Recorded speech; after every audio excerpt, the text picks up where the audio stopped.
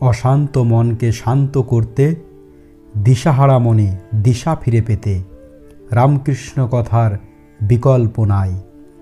তাই অমৃতবাণীর আজকের নিবেদন সংসার ও সংসারী জীব পর্ব 5। সংসার ধর্ম, তাতে দোষ নাই, কিন্তু ঈশ্বরের পাদপদ্মে মন রেখে কামনা শূন্য হয়ে কাজকর্ম করবে। এই দেখো না, যদি কারো পিঠে একটা ফোড়া হয়, সে যেমন সকলের সঙ্গে কথাবার্তা কয়, হয়তো কাজকর্মও করে, কিন্তু যেমন ফোড়ার দিকে তার মন পড়ে থাকে সেই রূপ। সংসারে নষ্ট মেয়ের মতো থাকবে, মন উপপতির দিকে, কিন্তু সে সংসারের সব কাজ করে। যতদিন মায়া থাকে ততদিন মানুষ থাকে ডাবের মতো। নারকেল যতদিন ডাব থাকে, তার নেয়াপাতি তুলতে গেলেই সঙ্গে মালার একটু উঠে আসবেই। আর যখন মায়া শেষ হয়ে যায়, তখন হয় ঝুনো, ওই শ্বাস আর মালা পৃথক হয়ে যায়। শ্বাসটা ভিতরে ধপর ধপর করে। আত্মা হয় আলাদা, শরীর হয় আলাদা, দেহটার সঙ্গে যোগ থাকে না। যদি বলো সংসার আশ্রমের জ্ঞানী আর সন্ন্যাস আশ্রমের জ্ঞানী এ দুয়ের তফাৎ আছে কি না, তার উত্তর এই যে দুই এক জিনিস। এটিও জ্ঞানী, ওটিও জ্ঞানী, এক জিনিস। তবে সংসারে জ্ঞানীরও ভয় আছে। কামিনী কাঞ্চনের ভিতর থাকতে গেলেই একটু না একটু ভয় আছে। কাজলের ঘরে থাকতে গেলে যত শিয়ানাই হও না কেন, কালো দাগ একটু না একটু গায়ে লাগবেই। মাখন তুলে যদি নতুন হাঁড়িতে রাখো, মাখন নষ্ট হবার সম্ভাবনা থাকে না। যদি ঘোলের হাঁড়িতে রাখো, সন্দেহ হয়। খই যখন ভাজা হয়, 2-4টে খই খোলা থেকে টপ টপ করে লাফিয়ে পড়ে। সেগুলি যেন মল্লিকা ফুলের মতো, গায়ে একটু দাগ থাকে না। খোলার উপর যেসব খই থাকে সেও বেশ খই, তবে অত ফুলের মতো হয় না, একটু গায়ে দাগ থাকে। সংসার ত্যাগী সন্ন্যাসী যদি জ্ঞান লাভ করে, তবে ঠিক এই মল্লিকা ফুলের মতো দাগ শূন্য হয়। আর জ্ঞানের পর সংসার খোলায় থাকলে একটু গায়ে লালচে দাগ হতে পারে। জনক রাজার সভায় একটি ভৈরবী এসেছিল। স্ত্রীলোক দেখে জনক রাজা হেটমুখ হয়ে চোখ নিচু করেছিলেন। ভৈরবী তাই দেখে বলেছিলেন, হে জনক, তোমার এখনো স্ত্রীলোক দেখে ভয়? পূর্ণ জ্ঞান হলে 5 বছরের ছেলের স্বভাব হয়, তখন স্ত্রী পুরুষ বলে ভেদবুদ্ধি থাকে না। যাই হোক, যদিও সংসারের জ্ঞানীর গায়ে দাগ থাকতে পারে, সে দাগে কোনো ক্ষতি হয় না। চন্দ্রে কলঙ্ক আছে বটে, কিন্তু আলোর ব্যাঘাত হয় না।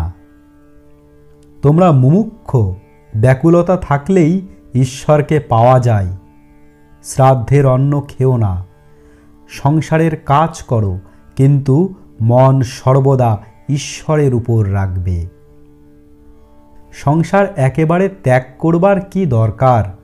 আসক্তি গেলেই হলো। তবে সাধন চাই, ইন্দ্রিয়দের সঙ্গে যুদ্ধ করতে হবে। কেল্লার ভিতর থেকে যুদ্ধ করাই আরও সুবিধা। কেল্লা থেকে অনেক সাহায্য পাওয়া যায়। সংসার ভোগের স্থান, এক একটি জিনিস ভোগ করে অমনি ত্যাগ করতে হয়। সংসারী লোকেরা যখন সুখের জন্য চারিদিকে ঘুরে ঘুরে বেড়ায় আর পায় না, আর শেষে পরিশ্রান্ত হয়ে যখন কামিনী কাঞ্চনে আসক্ত হয়ে কেবল দুঃখ পায়, তখনই বৈরাগ্য আসে, ত্যাগ আসে। কিন্তু কি ভোগ সংসারে করবে? কামিনী কাঞ্চন ভোগ সে তো ক্ষণিক আনন্দ, এই আছে এই নাই। প্রায় মেঘ ও বর্ষা লেগেই আছে, সূর্য দেখা যায় না, দুঃখের ভাগই বেশি। আর কামিনী কাঞ্চন মেঘ সূর্যকে দেখতে দেয় না। কেউ কেউ আমায় জিজ্ঞাসা করে, মশাই, ঈশ্বর কেন এমন সংসার করলেন? আমাদের কি কোনো উপায় নাই? আমি বলি, উপায় থাকবে না কেন? তার শরণাগত হও আর ব্যাকুল হয়ে প্রার্থনা করো, যাতে অনুকূল হাওয়া বয়, যাতে শুভ যোগ ঘটে। ব্যাকুল হয়ে ডাকলে তিনি শুনবেনই শুনবেন। তিনি সুযোগ করে দেন। হয়তো বিয়ে হলো না, সব মন ঈশ্বরকে দিতে পারলে। হয়তো ভাইয়েরা রোজগার করতে লাগলো বা একটি ছেলে মানুষ হয়ে গেল, তাহলে তোমার আর সংসার দেখতে হলো না। তখন তুমি অনায়াসে 16 আনা মন ঈশ্বরকে দিতে পারো। তবে কামিনী কাঞ্চন ত্যাগ না হলে হবে না। ত্যাগ হলে তবে অজ্ঞান, অবিদ্যা নাশ হয়। আতশ কাচের উপর সূর্যের কিরণ পড়লে কত জিনিস পুড়ে যায়, কিন্তু ঘরের ভিতর ছায়া, সেখানে আতশ কাচ লয়ে গেলেও ওটি হয় না। ঘর ত্যাগ করে বাহিরে এসে দাঁড়াতে হয়।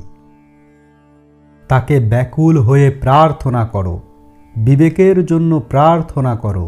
ঈশ্বরই সত্য আর সব অনিত্য, এরই নাম বিবেক।